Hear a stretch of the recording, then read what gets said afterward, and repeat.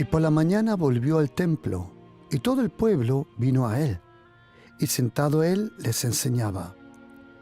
Entonces los escribas y los fariseos le trajeron una mujer sorprendida en adulterio, y poniéndola en medio le dijeron: Maestro, esta mujer ha sido sorprendida en el acto mismo de adulterio. Y en la ley nos mandó Moisés apedrear a tales mujeres. Tú, pues, ¿qué dices? Mas esto decían tentándole para poder acusarle. Pero Jesús, inclinando hacia el suelo, escribía en tierra con el dedo. Y como insistieran en preguntarle, se enderezó y le dijo: El que de vosotros esté sin pecado, sea el primero en arrojar la piedra contra ella.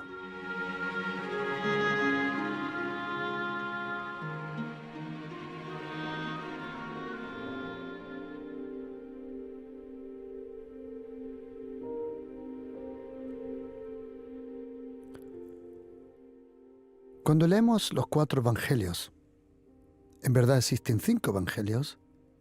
Existe el evangelio del Señor Jesús según Mateo, Marcos, Lucas, Juan, y el 5.º evangelio es nuestra propia vida. Ese es el evangelio que normalmente las personas que no conocen al Señor, que no van a la iglesia, es el primer evangelio que ellos ven y leen, que es nuestra vida. Pero en el evangelio del Señor Jesús según Mateo, Marcos, Lucas y Juan, podemos ver la vida, la venida, el nacimiento, las palabras, las obras, el sufrimiento, la muerte y la resurrección del Señor Jesucristo. Y cada evangelio describe al Señor Jesucristo de un punto de vista. En Alemania, me acuerdo un día, cuando fuimos con la escuela dominical, cuando uno estudia teología o va haciendo la carrera para pastor, una de las cosas que también tiene que hacer tiene que saber llevar una escuela dominical a los niños de diferentes edades. Y en uno de esos cursos fuimos con los niños al parque zoológico. Y en el parque zoológico de nuestra ciudad había, donde estaban los elefantes, al lado había como una nave, pero había poca luz. Había muy poca luz en esa nave y los niños le ponían una venda delante de los ojos y había un elefante grandísimo que había muerto, lo habían preparado, estaba ahí puesto, se podía tocar. Y entonces los niños, con los ojos vendados, ellos podían tocar a ese elefante ahí que estaba ahí a disposición. Entonces un niño, yo me acuerdo que abrazó una de las piernas y el hombre que hacía de guía le preguntó: ¿y qué es lo que estás tocando? Y el pequeño dijo: creo que son columnas. Esto es una columna. Otro estaba atrás tocando la cola y le preguntó: ¿y tú qué piensas? Dice: esto parece ser un cepillo. Y adelante, el que cogió la trompa le preguntó: ¿y tú qué piensas? Y aquella niña, me acuerdo, dijo: esto parece ser como una manguera de los bomberos. Todos tenían razón, pero todos describían al elefante de un punto de vista. Así son los 4 evangelios. Cada evangelio del Señor Jesucristo describe la persona, la deidad, el ser humano Jesucristo, su obra, sus palabras, su poder, sus milagros. Cada uno lo describe de una forma. Pero es interesante que existen los primeros 3 evangelios, le llamamos los evangelios sinópticos. Esa la palabra sinóptico viene del griego synoptik, y syn en griego es lo mismo, del mismo lugar, del mismo punto de vista, syn. Sinóptico significa que describían a Jesucristo Mateo, Marcos y Lucas lo describen como Él nació, como Él actuó. Pero el Evangelio de Juan es interesante. Mientras Mateo, Marcos y Lucas empiezan en la tierra, el Evangelio de Jesucristo, según Juan, empieza en el cielo. En el principio era el Verbo. Y el Evangelio de Juan es un evangelio muy poderoso, tan fuerte que dice Juan en su evangelio, que siempre que quieras ser lleno de fe y del poder de la fe, que leas ese evangelio de Juan. En el seminario bíblico me acuerdo que teníamos un maestro especializado solo en el evangelio de Juan, y durante los años nos dio una y otra enseñanza solo sobre el evangelio de Juan. Y en este evangelio de Juan encontramos un momento, en Juan capítulo 8, del 1 al 11, un momento muy conocido del Señor Jesucristo, que le llaman la mujer adúltera. En esta historia, en este suceso en Jerusalén, dice la Biblia que Jesús se fue al monte de los olivos. Así empieza Juan 8, versículo 1. Pero interesantemente, oye lo que dice en el versículo 53. Juan 7, 53 dice, y cada uno se fue a su casa. Esto significa que cuando Jesucristo vino con los apóstoles a Jerusalén, dice que cada uno se fue a su casa. ¿Sabes que eso normalmente no puede ser? Te digo por qué. Porque de los 12 apóstoles que Jesucristo tenía, 11 venían de Galilea, no eran de Jerusalén. Solo uno venía de Judea, del sur, de esa provincia del sur, Judea, que era Judas Iscariote. De los 12 apóstoles de Jesucristo, 11 venían del norte, de una provincia llamada Galilea. El sur se llamaba Judea, y entre ambos estaba un lugar que se llama Samaria. 11 apóstoles venían de Galilea del norte y solo uno del sur. Es interesante que dice aquí el Evangelio de Juan, y cada uno se fue a casa. Parece que todos los apóstoles tenían familiares en Jerusalén y se fueron de noche a dormir a las casas de sus familiares. Y es interesante que dejaron a Jesucristo solo de noche. Yo no sé si tú hubieras dejado a Jesucristo solo.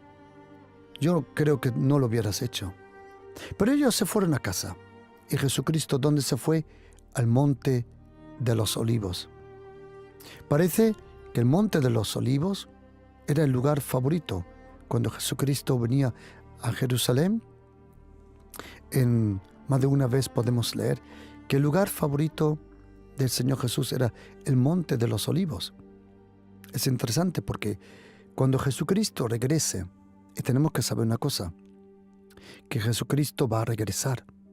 Él va a regresar de nuevo para juzgar los vivos y los muertos. Sí, Jesucristo va a regresar. El otro día, en una ciudad, alguien me preguntó y me dijo, Pastor, ¿por qué no predica usted la segunda venida de Jesucristo? Y yo le dije, porque mira, la segunda venida de Jesucristo no es una predicación, es una enseñanza.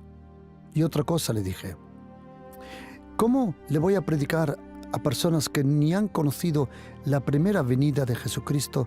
Ya le voy a predicar la segunda venida de Jesucristo. Mucha gente no conoce todavía al Señor. Mucha gente no sabe por qué vino Jesucristo a la tierra, para salvarnos, para perdonarnos. Por eso es importante predicarle, enseñarle la razón de su primera venida. Y luego, cuando uno conoce al Señor, le podemos enseñar, y no predicar, enseñar la segunda venida de Jesucristo. Y cuando viene Jesucristo, cuando venga y regrese de nuevo, la Biblia dice que Jesucristo regresará sobre el monte de los olivos. Es interesante que el monte de los olivos, en el profeta Jeremías dice, y tú, monte de la unción, porque así le llamaban al monte de los olivos en hebreo, Y tú, monte de la unción, ya no serás llamado monte de la unción, sino serás llamado monte de la destrucción. ¿Por qué es interesante ese juego de palabras? Porque tenemos que saber que la palabra en hebreo para unción y la palabra en hebreo para destrucción, solo cambiando un acento, muy poco, significa lo mismo. La palabra unción, solo cambiando un acento, se pronuncia destrucción. Y una cosa me he dado cuenta, que el Señor, cuando Él te unge con ese poder del Espíritu Santo, con ese aceite, esa unción celestial, cuando Él te reviste con el poder del Espíritu Santo, como dice en Lucas 24:49, la unción del Espíritu Santo siempre trae una destrucción de las obras del diablo, como dice el profeta Isaías 10, versículo 27.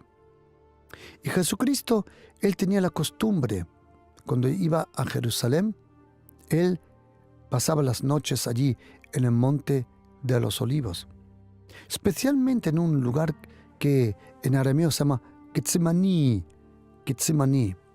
la prensa del aceite, la prensa donde el aceite, la oliva, la aceituna era puesta en una prensa y allí fluía el aceite.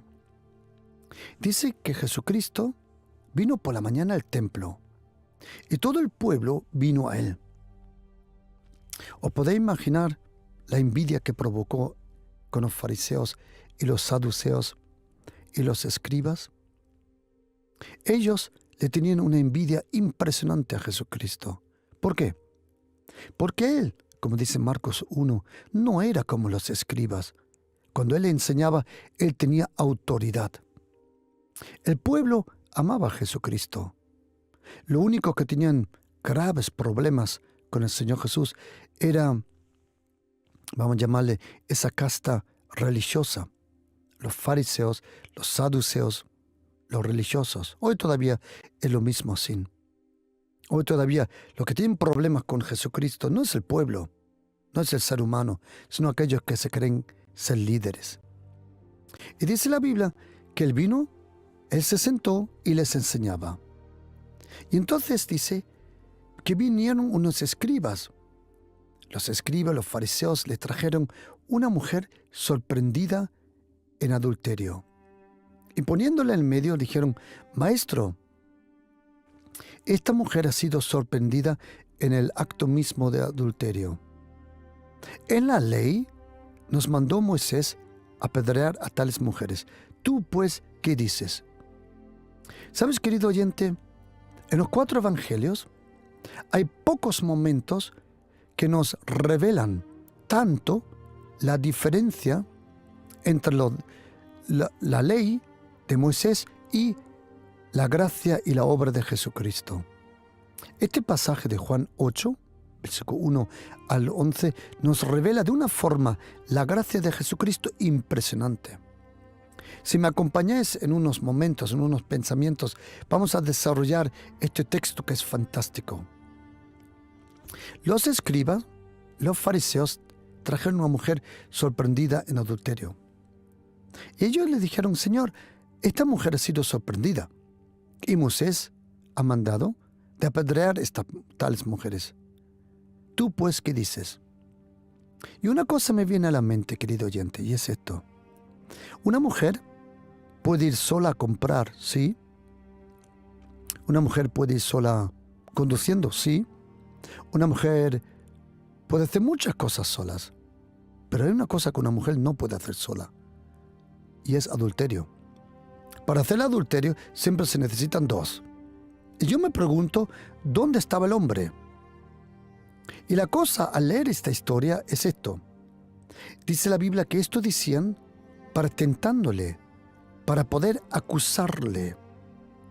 ¿Cómo podían acusar a Jesucristo? Ellos dijeron: Señor, esta mujer tiene que ser apedreada. Tú, pues, ¿qué dices? Porque Moisés ha mandado de apedrearla. Si Jesucristo hubiera dicho, sí, hacedlo, entonces le hubieran dicho, momento, pero ¿no has dicho tú que hay que perdonar? Que hay que, si alguien te da una bofetada en una mejilla, que le muestres la otra mejilla. ¿No has dicho tú que hay que amar a sus enemigos? Entonces, ¿cómo es esto?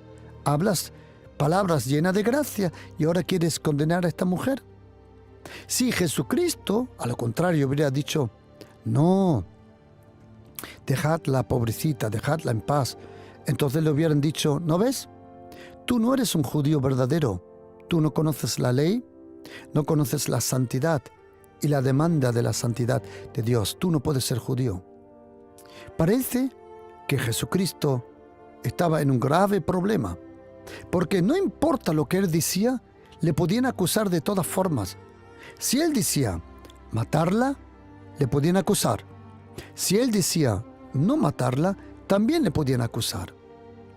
Y dice la Biblia que ellos decían eso para poder acusarle. ¿Sabe lo que parece?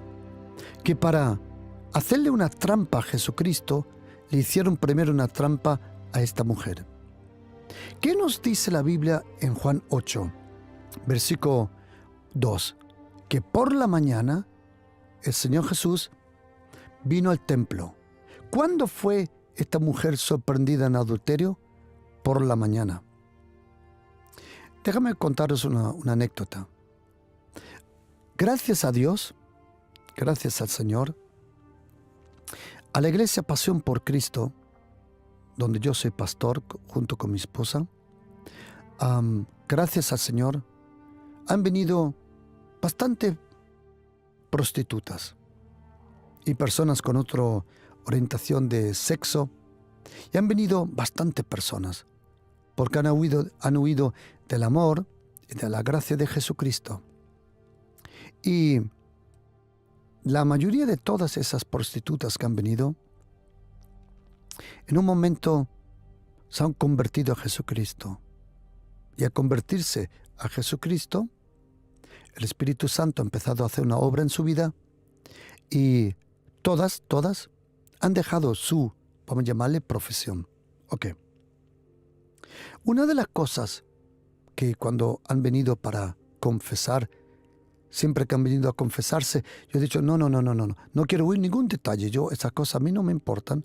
No me cuentes ningún detalle de tus cositas. No. Pero una cosa que me han contado también es esto, que la mayoría de las prostitutas no trabajan por la mañana. Casi todas trabajan a mediodía y, mejor dicho, más todavía de noche. Que esta mujer había sido sorprendida por la mañana, me parece, porque era una trampa de los fariseos y de los escribas. Porque ellos, para hacerle una trampa a Jesucristo, necesitaban esta mujer. Y para coger a esta mujer le metieron también una trampa a esta mujer, de alguna forma. Porque yo me pregunto, ¿dónde está el hombre? Mira, honestamente creo que era incluso a lo mejor probablemente uno de los fariseos. Porque ellos se perdonaban todo. ¿Sabes? Los religiosos, ellos pecan como tú y yo, pero ellos se auto-perdonan, auto-excusan de alguna forma. Y para meterle una trampa a Jesucristo, le metieron primero una trampa a esta mujer. Y ellos la trajeron para tentar al Señor. Y dice la Biblia, pero Jesús, inclinando hacia el suelo, escribía en tierra con el dedo. ¿Te acuerdas algo esto?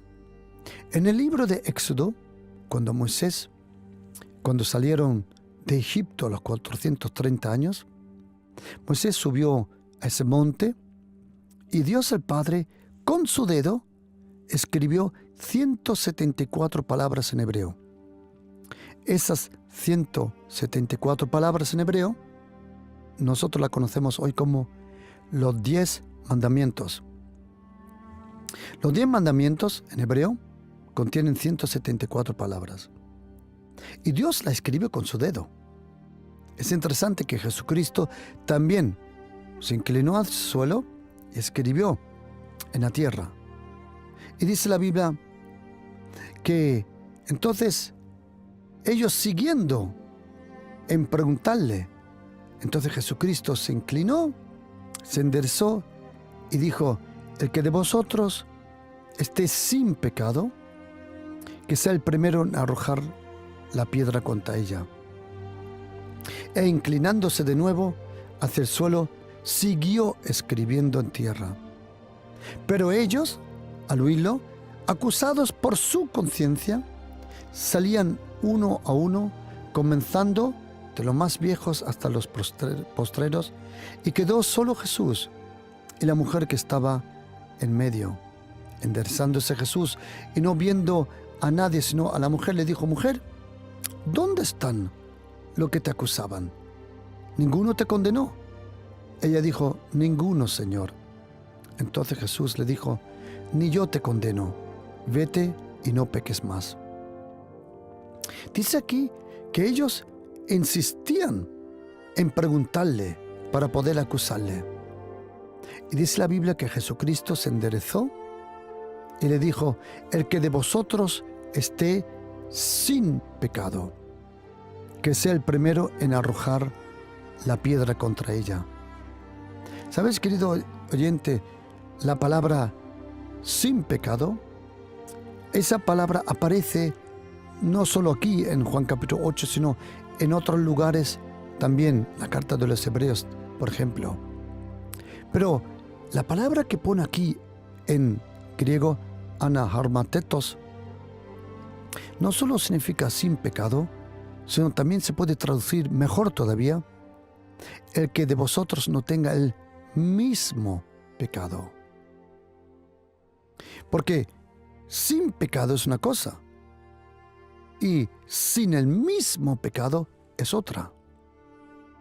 Literalmente Jesucristo en griego aquí le dijo a los fariseos: el que de vosotros esté sin el mismo pecado. Sin el mismo pecado. ¿Por qué? En la ley de Moisés estaba escrito y está escrito que para ser adúltero tienes que acostarte con una mujer. Pero Jesucristo dijo: así yo digo una cosa, el que ve a una mujer con una mirada y unos ojos sucios y en sus pensamientos piensa, y la codicia, creo que se dice en español a ella, ya ha pecado con ella. En el Antiguo Testamento, para hacer el pecado de adulterio, tienes que acostarte con una mujer. En el Nuevo Testamento, solo el pensar en ella, ya hiciste adulterio. Por eso la gracia es tan importante sobre nuestra vida. Jesucristo le dijo: el que de vosotros no tenga el mismo pecado, que arroje la primera piedra. E inclinándose de nuevo, siguió escribiendo. ¿Sabes lo que es interesante? Que Dios el Padre, cuando le dio los 10 mandamientos a Moisés, se la escribió en 2 placas de piedra. 2 veces escribió el Señor. Y Jesucristo 2 veces se inclinó para escribir en la tierra. No sabemos lo que escribió Jesucristo, pero conociendo a Jesucristo, su mensaje, su vida, su amor, su cariño, estoy convencido que Él tuvo que escribir algo conforme a la razón por que Él vino a la tierra, conforme al perdón y a la gracia. Él no escribió nada en la tierra que les acusó. Fueron las palabras, oye lo que dice el versículo 9. Pero ellos, al oír esto, acusados por su conciencia. Pregunta: ¿fue Jesucristo el que le acusó? No. Fue su conciencia. Déjame explicarte algo, por favor, de la conciencia. En hebreo, cuando uno aprende un poco hebreo, te darás cuenta que el hebreo asocia muchas cosas con el cuerpo del ser humano. Por ejemplo, la palabra gloria en griego doxa, en hebreo kabod, proviene de la palabra hígado, porque la palabra kabod, gloria, en hebreo significa peso, algo que pesa mucho. Y el órgano que más pesa en el cuerpo del ser humano es el hígado. El hígado se llama en hebreo kabod, y kabod es la gloria, kabod es el hígado. Y hay otra cosa. Cuando en hebreo se habla de conciencia, se habla de los riñones. La palabra riñón, en muchas Biblias españolas dicen entrañas, creo que se dice, en español dice, pero literalmente en hebreo dice riñones. Los riñones, los hebreos los asociaban con la conciencia. ¿Y qué hacen los riñones? Uno de los trabajos de los riñones, si no me equivoco, es limpiar y purificar la sangre. Vale. Si eso es verdad, que en hebreo esa palabra conciencia proviene de la palabra riñón, entonces es porque los riñones lo que hacen naturalmente lo hace la conciencia hablando espiritualmente. Y ahora una pregunta. ¿Qué pensáis? ¿Tenían los escribas una conciencia limpia cuando hicieron el plan de hacerle una trampa a Jesucristo? No. ¿Pensáis que ellos tenían una conciencia limpia cuando por la mañana abrieron la puerta y vieron a esa mujer desnuda? No. ¿Pensáis que ellos tenían una buena conciencia cuando trajeron a la mujer al templo? No. ¿Pensáis que ellos tenían buena conciencia cuando acusaron a la mujer delante de Jesucristo? No. Pero de repente, dice Juan 8:9, pero ellos acusados por su conciencia. ¿Sabes lo que parece? La conciencia de esta gente estaba muerta. Y era la presencia, la cercanía de Jesucristo que de nuevo activó la conciencia y ellos se dieron cuenta. ¿Sabes, querido? Oración nunca cambió a Dios. Oración solo cambia a la persona que se acerca a Dios. ¿Sabes? Cuando tú tienes una relación con el Señor, cuando tú te acercas, ¿de verdad tú te crees que vas a cambiar a Dios o su opinión o su voluntad con tus oraciones? No. No es Dios el Padre el que cambia en la oración. Es el ser humano el que cambia en la oración. ¿Por qué? Porque su cercanía, su santidad, su gloria, su presencia te transforma.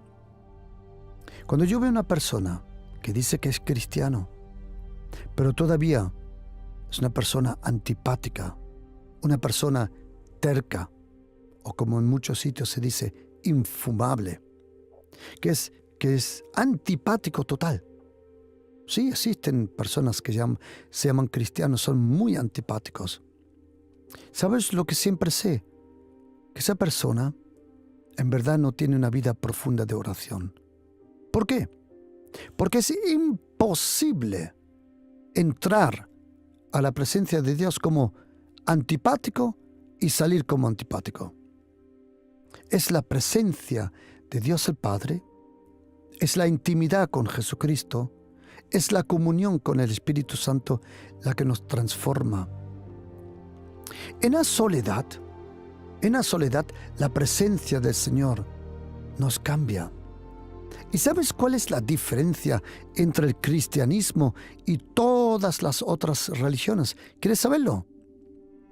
Vamos a llamarle por un momento religión, aunque no me gusta la palabra, pero vamos a llamarle por un momento religión al cristianismo. ¿Sabes cuál es la diferencia entre la religión cristiana, que no se llama religión, es una relación, pero ¿sabes cuál es la diferencia con todas las otras religiones? ¿Quieres saberlo? Solo el cristianismo tiene la presencia del Dios vivo. Nosotros vivimos en la presencia, como dijo el profeta Elías en Primera de Reyes 17, Él dijo, en cuya presencia yo estoy. La presencia hace la diferencia en nuestra vida. Jesucristo ha resucitado. Jesucristo vive. A mí me da gracia cuando yo oigo discusiones si Dios existe o no existe. ¿Sabes qué, querido oyente? Mi pregunta no es si Dios existe, mi pregunta es si tú existes. Algunos discuten si Dios vive o no. Mi pregunta no es si Dios vive, la pregunta es si tú vives. La pregunta no es si Él existe, sino la pregunta es si tú de verdad has encontrado el propósito de tu vida. Querido oyente, la presencia del Señor nos purifica. Hay un versículo impresionante en primera carta de Juan, capítulo 1, versículo 7, donde dice que si andamos en la luz, como Él está en la luz, tenemos comunión unos con otros. Y ahora oye, y en esa comunión, la sangre de Jesucristo nos limpia de todo pecado. Querido oyente, Jesucristo ha resucitado de verdad. Él vive, Él existe, Él está aquí. Él te ama, Él te aprecia, Él quiere ayudarte. Él envió a su Santo Espíritu, a la persona del Espíritu Santo, para ayudarnos. Y es su presencia la que nos cambia. Su presencia es impresionante. En su presencia, como vemos aquí, la conciencia es limpiada. En su presencia recibes ánimo. En su presencia hay delicias. En su presencia hay bendiciones. Pero ¿sabes qué? Para estar en la presencia del Señor, en la intimidad, tienes que alejarte muchas veces del día a día, o como dice el inglés, del daily business, del pan de cada día. ¿Sabes, querido? Cuando dice el Señor en Mateo capítulo 6, versículos 6, 7 y 8, y ora a tu Padre que está en lo secreto. Dios el Padre no espera en lo secreto, en la intimidad, en su presencia. Su presencia te levanta el ánimo, tu presencia te inspira, su presencia te sana. Es imposible entrar a la presencia del Señor sin ser cambiado. Jesucristo vive, el Espíritu Santo está aquí. Dios el Padre está aquí. Abre tu corazón, abre tu vida, abre todo tu ser y dile al Señor que Él te ayude. Pon tu vida en sus manos. Como dice Salmo 37, versículo 5, dice, encomienda al Señor tu camino, confía en Él, Él lo hará. Pon todo tu camino, toda tu vida, pon todo tu ser en las manos del Señor Jesucristo. Él es el buen pastor, Él te va a sanar, Él te va a limpiar de toda herida, te va a purificar, te va a llenar con su Santo Espíritu, con su amor, con su cariño. Dice la Biblia que estos fariseos de repente fueron acusados por su conciencia. ¿Por qué antes no fueron acusados? ¿Por qué? Porque no tenían esa cercanía, esa presencia del Señor Jesús. Cuando ellos se acercaron al Señor Jesús, de repente su conciencia empezó a funcionar.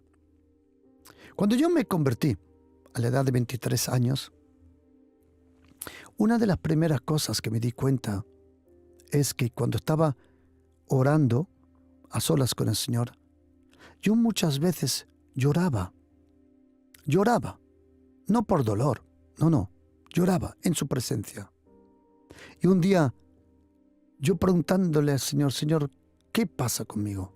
¿Me he convertido en un llorón? Si antiguamente no lloraba tanto.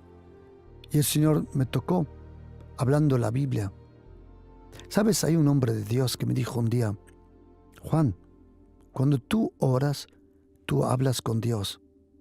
Pero cuando tú lees la Biblia, Dios habla contigo. Y cuando leí la Biblia y leí ese texto en hebreo, en Salmo 27, a partir del versículo 4, donde dice yo entré en el santuario tuyo, y dice en hebreo, para pensar sobre mi vida, para evaluar mi vida. ¿Sabes? Este mundo no te da tiempo para llorar. En este mundo, si tú lloras, te machacan. Si tú lloras, te avergüenzan, se ríen de ti. Pero todos nosotros necesitamos llorar, abrir nuestra alma. Como dice Salmo 62, versículo 8, derrama tu corazón delante del Señor. Todos nosotros necesitamos abrir nuestro corazón, nuestro alma, nuestro espíritu al Señor. Y no hay lugar mejor, y no hay mejor lugar protegido donde tú puedes abrir tu corazón al Señor y decirle lo que te está oprimiendo. Qué bonito tener un buen pastor llamado Jesucristo que nos comprende completamente. Dice la Biblia que ellos acusados por su conciencia. ¿Sabe lo que me di cuenta? Que cuando yo me convertí, ya nadie me tiene que decir qué era pecado y qué era malo.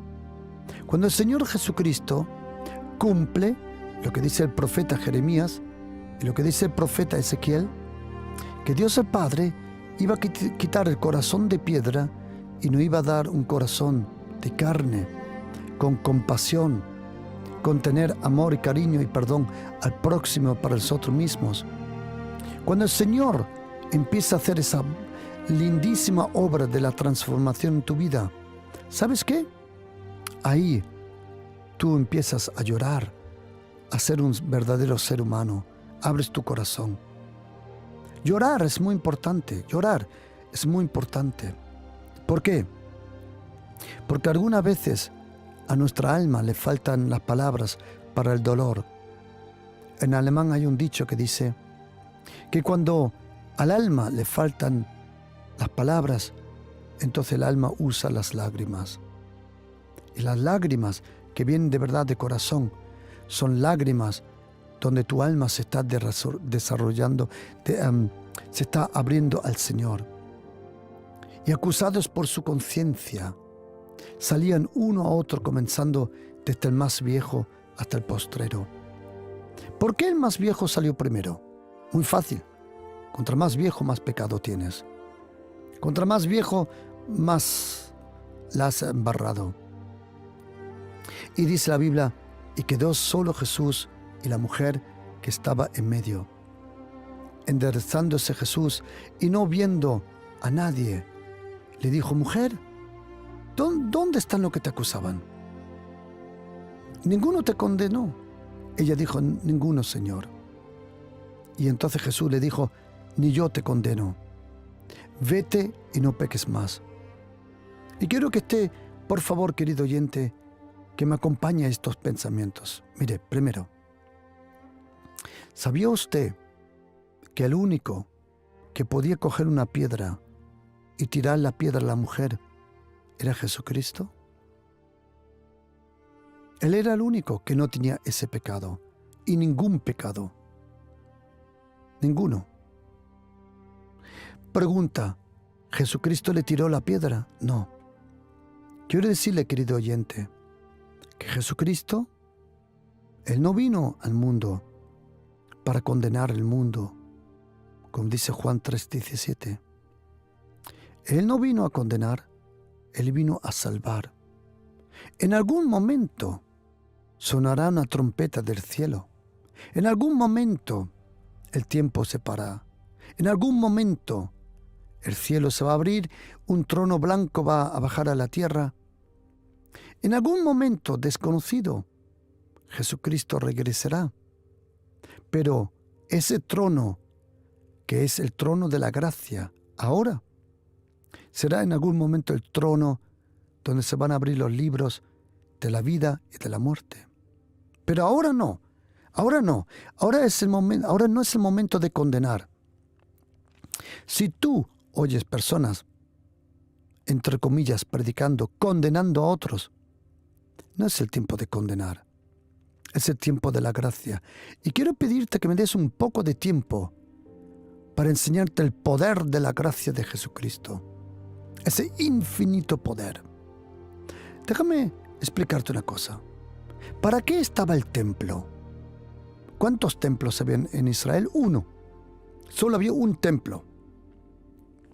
Pero había muchas sinagogas. Se piensa que probablemente habían en aquel momento más de 400 sinagogas en Israel. No es mucho, no es poco, no está mal. Pero ¿cuántos templos habían? Uno. El templo no estaba para enseñar. El templo estaba para sacrificar sangre de animales para tapar el pecado. Solo esa era la única razón. El templo solo estaba para el sacrificio, solo para eso. Las sinagogas estaban para enseñar la palabra del Señor.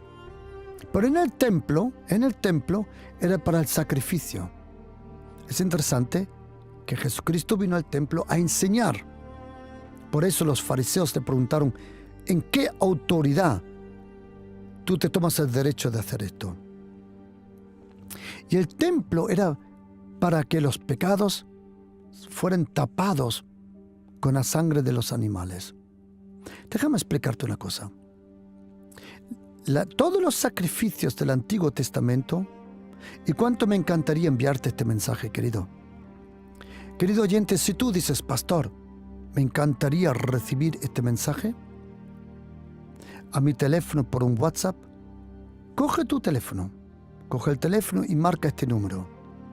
Si tú deseas recibir esta enseñanza sobre la mujer adúltera y la gracia de Jesucristo, coge tu teléfono y marca este número, 629 614 174.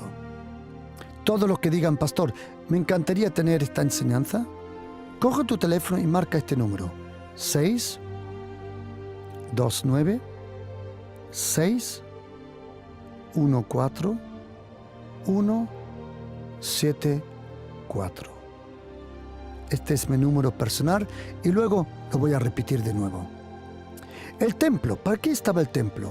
En el templo se hacían sacrificios de animales, lo mismo que en el tabernáculo allí en el desierto. Y esa sangre de los animales solo podía tapar el pecado, no quitarlo. Déjame darte un ejemplo de mi vida. Cuando nosotros, mi esposa y yo, nos vinimos con las niñas de Alemania, para aquí, para España, traímos muebles de Alemania, entre ellos una mesa que hoy todavía tengo preciosa. Y un día nosotros vivíamos en un ático en el 9º piso. Habíamos invitado a un pastor a tomar un café con unas galletas. Y mi esposa, en esa mesa alemana, lindísima mesa, puso el café, las galletas, el azúcar y todo. Yo estaba en la oficina y de repente no oí a mi hija pequeña. Y todos los que son papás saben que cuando los niños no hacen ruido, algo están haciendo. Todos los niños que no hagan ruido, algo están haciendo. Y yo me dije, ¿qué estará haciendo la pequeña que no la oigo? Cuando entro a la sala de estar, veo a mi hija con unas tijeras, hincándola en la mesa y arañándola. Y ella tendría unos 4 años, más no. Y me miró con gran ojos, dijo, mira papá, mira lo que estoy haciendo. Adiós, me dio un susto impresionante. Pero yo no me dejé notar ese susto, sino le dije, Zoe, qué bonito, ven aquí, dame un momento las tijeras. ¿Por qué? Porque si no, ella se hubiera hecho daño. Entonces cogí las tijeras y la mesa estaba arañada, hecha polvo. Y de repente sonó el timbre abajo la puerta. Había venido la visita. Pero la visita necesitaba 9 pisos para subir con el ascensor. ¿Qué hicimos? Rápidamente mi esposa y yo quitamos el café, las galletas, el azúcar, todo lo quitamos de la mesa y pusimos una manta azul que tenemos hasta hoy. Una manta azul preciosa. Y encima de la manta pusimos la leche, el café, las galletas, todo. Cuando vino la visita, cuando entró a la sala de estar, dijo, wow, qué bonito mantel tienes ahí. Y yo digo, oh, sí, el mantel es muy bonito.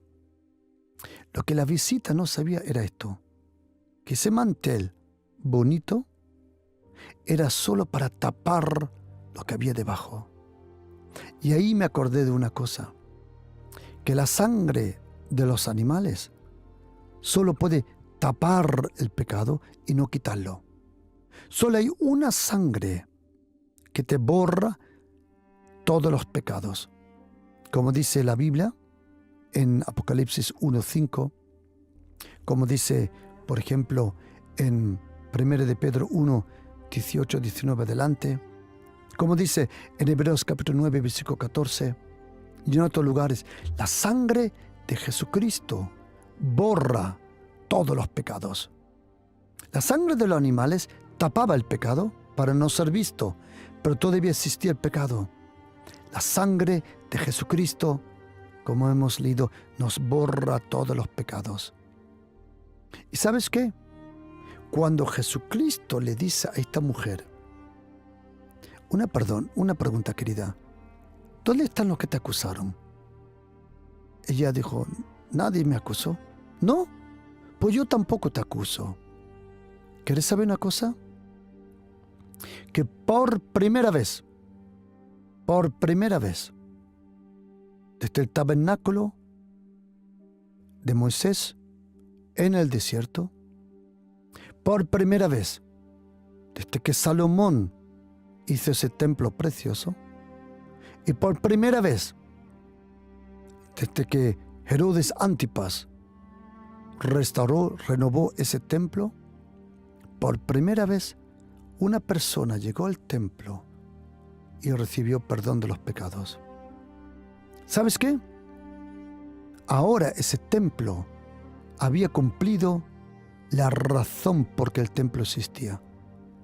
¿Y quieres oír una palabra? Detrás de esta frase, pocos días después Jesucristo dijo, y ahora quitarte el templo, porque yo voy a hacer otro mucho más grande que este templo, que era su cuerpo. El templo llegó a su cumplimiento cuando esta mujer recibió el perdón.